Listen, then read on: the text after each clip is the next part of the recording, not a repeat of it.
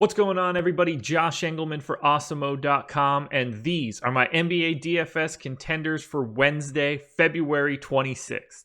Be sure to hit that like button, subscribe to the channel, and hit that notification bell so you know when we go live with all of our content. Use the promo code CONTENDER for 50% off your first week of Awesemo Plus, and follow me on Twitter at Josh Engleman so you can find the updates to this list throughout the day as news breaks.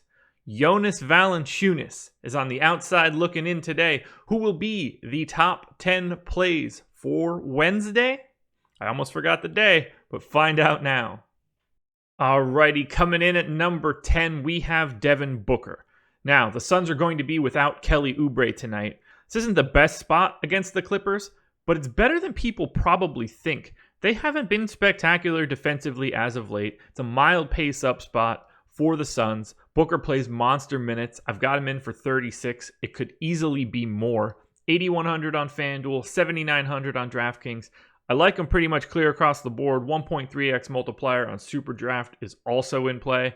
I expect Devin Booker to stick around this top 10 area no matter the news that comes out. All right, coming in at number 9. Did not play yesterday. I think that could be a benefit on the back-to-back. Devonte Graham. I'm giving him the 34 minutes. I'm hoping that taking the night off has him well rested. This is more of a FanDuel play than it is anywhere else. 5,900 is simply too cheap for this shooting guard option against the Knicks. Hasn't been playing well as of late. I think he needed that rest. This feels like a perfect spot to get Graham. He works in a balanced build or a stars and scrubs build. Salary right around the average. This is a perfect spot to get Graham. Coming in number 8, Joel Embiid. Sixers get a date with the Cleveland Cavaliers. Ben Simmons going to be out for a bit. Cavs certainly not short on centers, but I don't think it's going to matter. I think Embiid can smash here. 10-2 on FanDuel, 10-5 on DraftKings, $45 on Yahoo might actually be his best price. I love Embiid in this spot. I'm giving him 33 minutes. I think that he can thrive here. He should be able to smash the Cavs. It's not the fastest game in the world, but he's been at 1.55 fantasy points per minute over the last 30 days. I see no reason not to pay up for Embiid.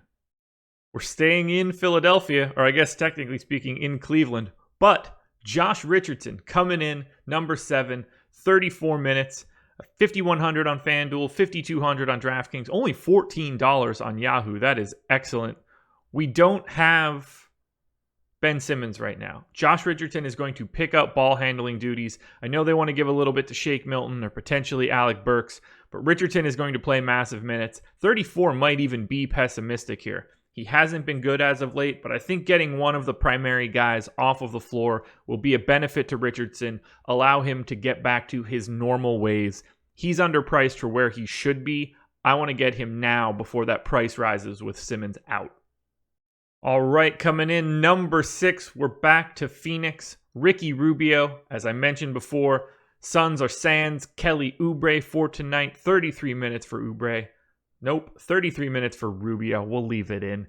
1.12 fantasy points per minute over the last 30 days. That's a boost over where he is in my model. He's picking it up a little bit. I think he hit a mid-season lull. The injuries weren't great. He started to fade. I think he's picking it back up. They're going to need him out there. They're going to want this win. I expect the big minutes. Hopefully he can play even more, but I expect to have Ricky Rubio in quite a bit of my lineups, particularly on FanDuel.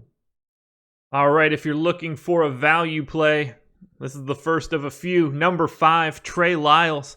I'm giving him 26 minutes. LaMarcus Aldridge has already been ruled out. He's 3,900 on FanDuel. That'll work. 3,800 on DK. Gets the dual eligibility. That'll work. Hasn't been playing great. 0.8 fantasy points per minute over his last 30 days. It's a bit lower than his expectation in the model.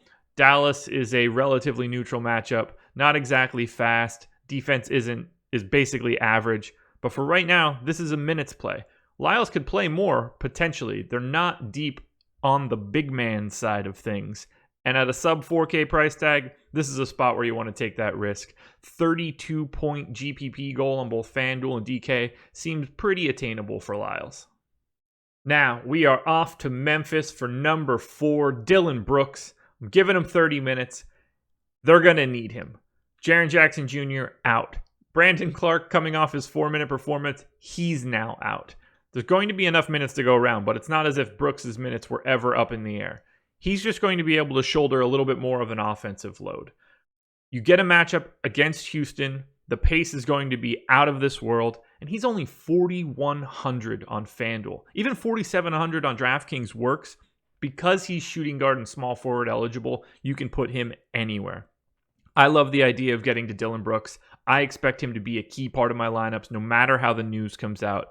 But is he the final Grizzly?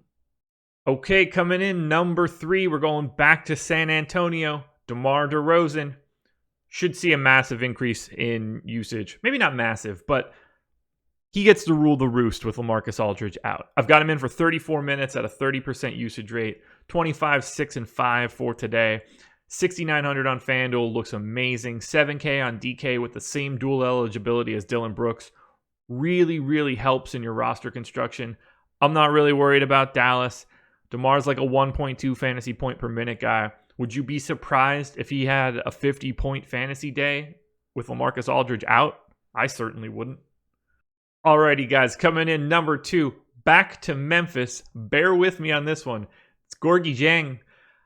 They're going to need him to play a little bit more minutes. I think he gets most of the backup center run, if not all of it. And I think they're probably going to play him a couple minutes alongside of Jonas Valanciunas.